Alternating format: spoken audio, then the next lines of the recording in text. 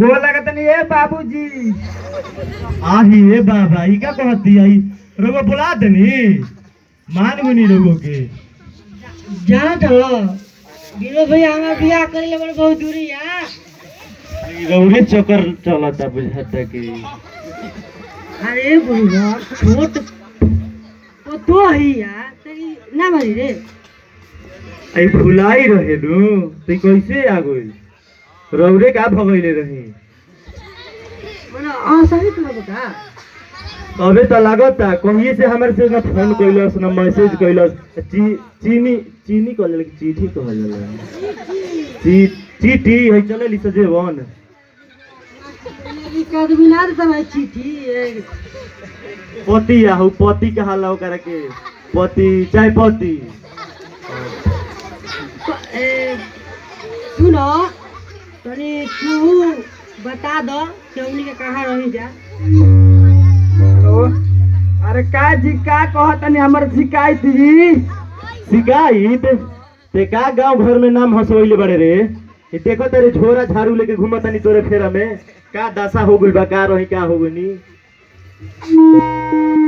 पहले का रही अब का भइनी का भइनी भइनी क्या गोबर रही तो गोइठा हो गनी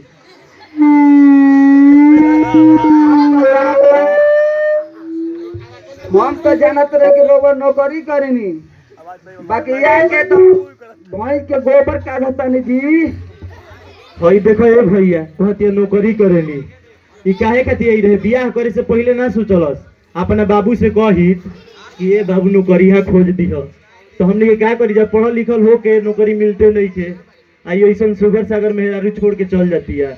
एगो घर ही में बाने का कहल जाव इनका के अब इनके चक्कर चलता काहे भागती है का दिक्कत बा हमारा में कमी नहीं थे और मान ला कि काम नहीं करो तो करम नु लेकिन नहीं बदलते गोली कहाँ रही हम जानती दे लोग तो पूरे महीने पर छोड़ के भागती नहीं और नैहर भागी बे ना तो तारा बेकार हो। हे बाबा देखी नहीं फिर भागे के कहती है रउए समझाई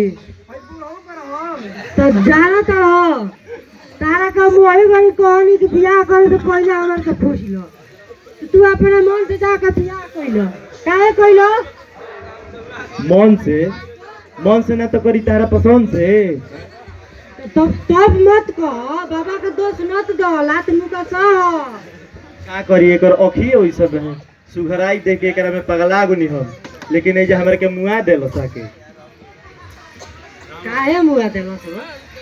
तनी एकर के बही में से समझाई हम आवत तनी एगो काम से ठीक बा तनी समझाई एकर के बही में से तो ए सुनो तनु पता लागला कि काका घरी बड़ी सुपर डांस हो गई बड़ी हो आय ए बाबूजी आ तार देवरा कहां रहता हमार देवरा और हमारा होता देवरा दिल्ली आ तो फोन लगाओ उनका के बुलाओ तनी एगो डांस शूट दिखाओ हमरो के अरे वो नहीं थी तो हमरा से हम अकेले ना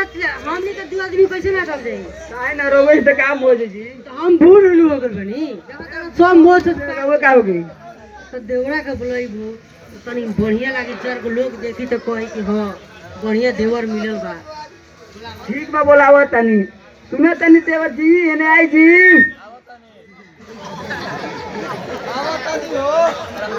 ए